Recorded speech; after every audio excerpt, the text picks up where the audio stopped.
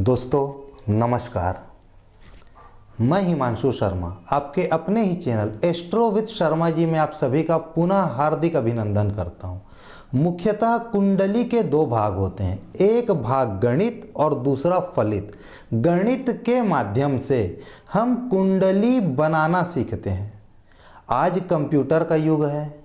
जैसे ही हम कंप्यूटर के सॉफ्टवेयर में अपने जन्म तिथि, जन्म समय, जन्म स्थान को एंटर करते हैं तो हमारे सामने हमारी कुंडली सिर्फ 2 ही मिनट में बनकर आ जाती है।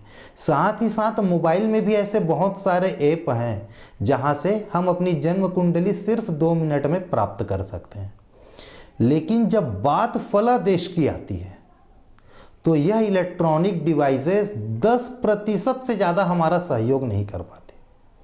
जिस प्रकार से हर व्यक्ति का फिंगरप्रिंट अलग अलग होता है, उसी प्रकार से हर व्यक्ति का फलादेश भी अलग अलग होता है। चलिए फिर हम आज के कार्यक्रम को चालू करते हैं।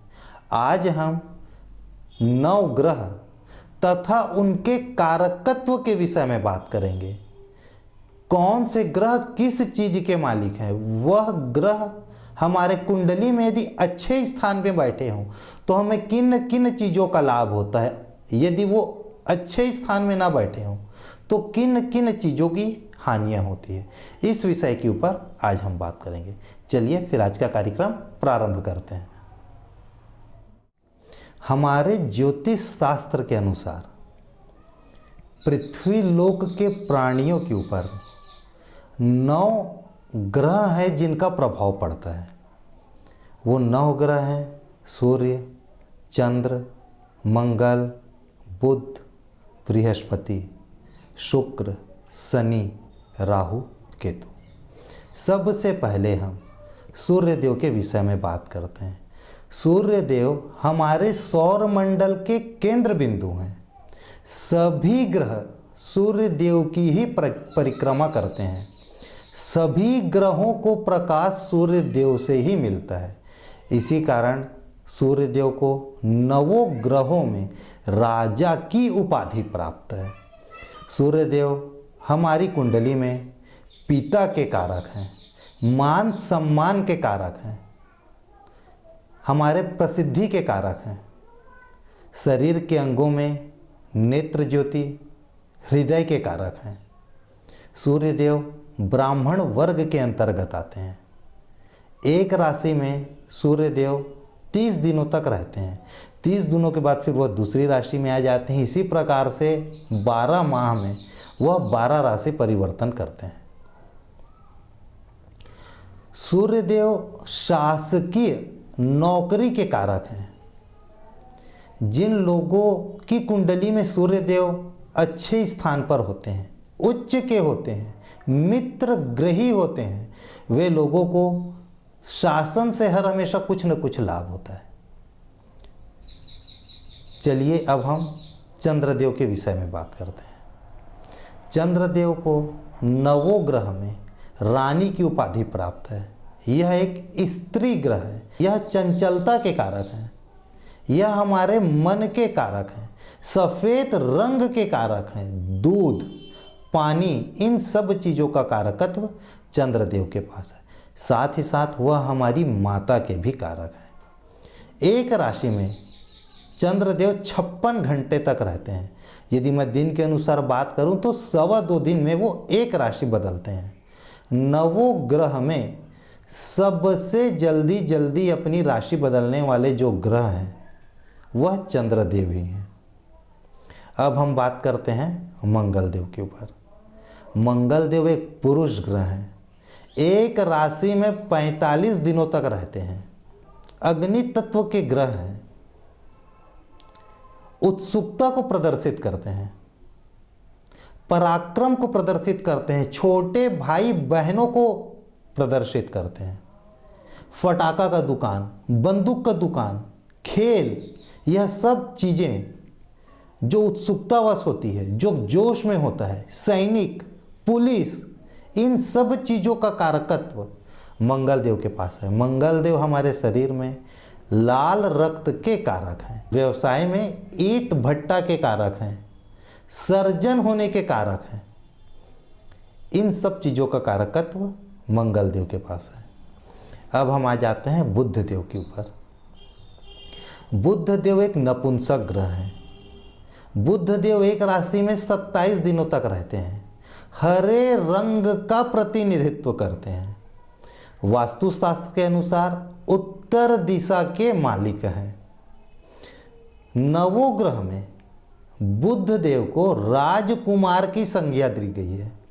इस कारण होता यह है, जब वो अच्छे ग्रहों के साथ, जब वह शुभ ग्रहों के साथ होते हैं तो वह शुभ प्रभाव देते हैं, और यदि उनके साथ पापक ग्रह बैठे हों, पापक ग्रह की दृष्टियां हों, तो वे अशुभ प्रभाव भी देने लगते हैं।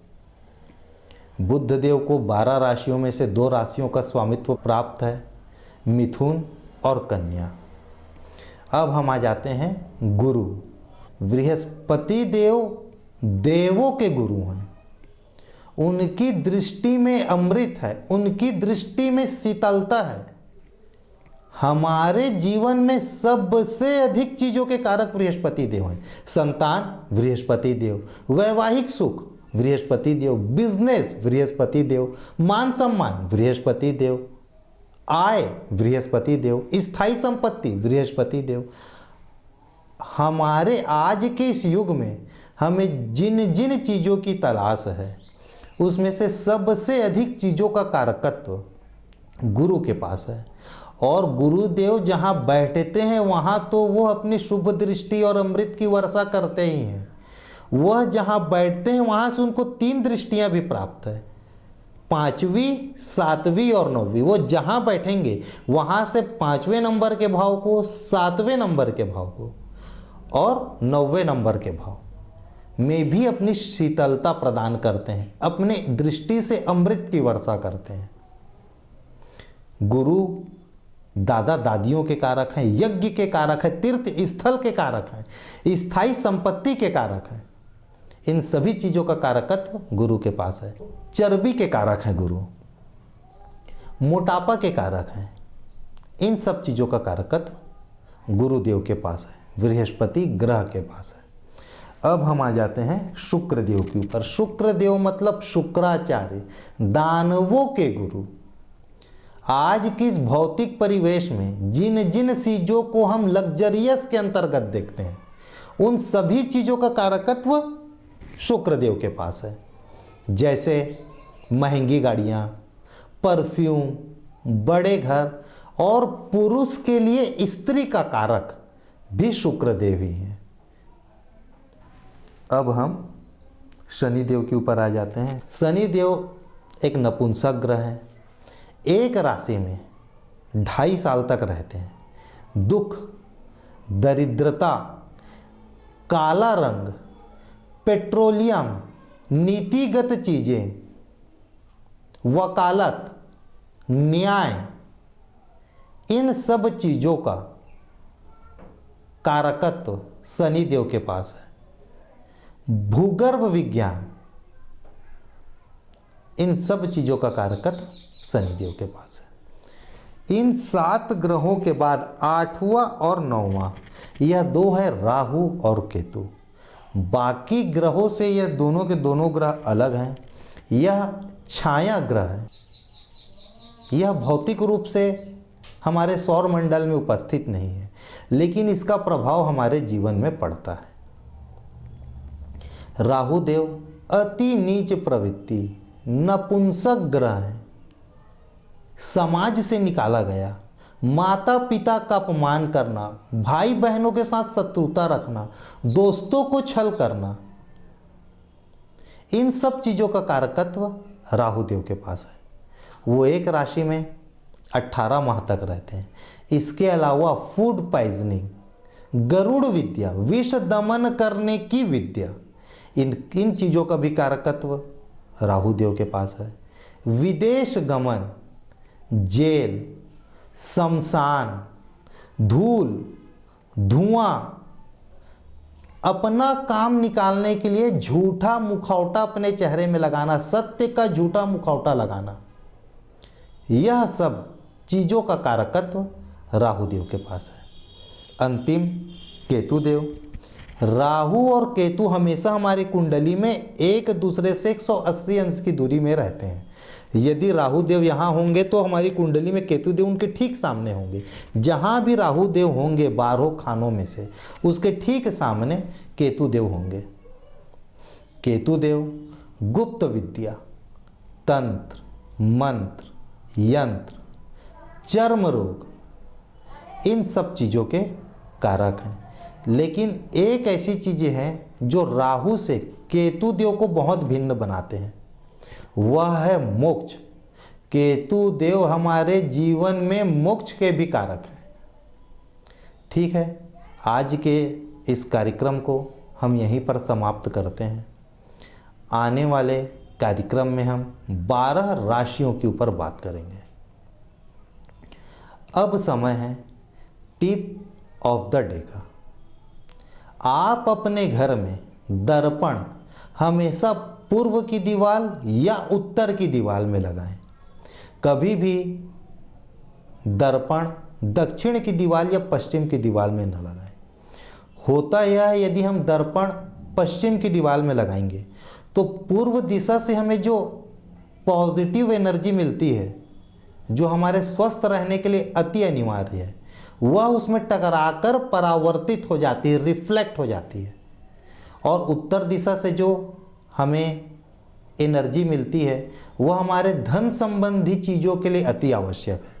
तो दक्षिण के दीवार में दर्पण लगाने से, मिरर लगाने से, वह उत्तर दिशा की तरफ से आने वाली पॉजिटिव एनर्जी जो हमारे लिए लाभ का कारक है, जो हमारे लिए धन का कारक है, वह टकराकर परावर्तित हो जाती है। इसलिए हर हमेशा अपने घर में दर्पण या तो उत्तर की दीवार में लगाएं या पूर्व की दीवार में। ठीक है दोस्तों, चलिए आज की कार्यक्रम को हम यहीं पर समाप्त करते हैं। फिर आने वाले कार्यक्रम में हम एक नए विषय के ऊपर बात करेंगे। धन्यवाद।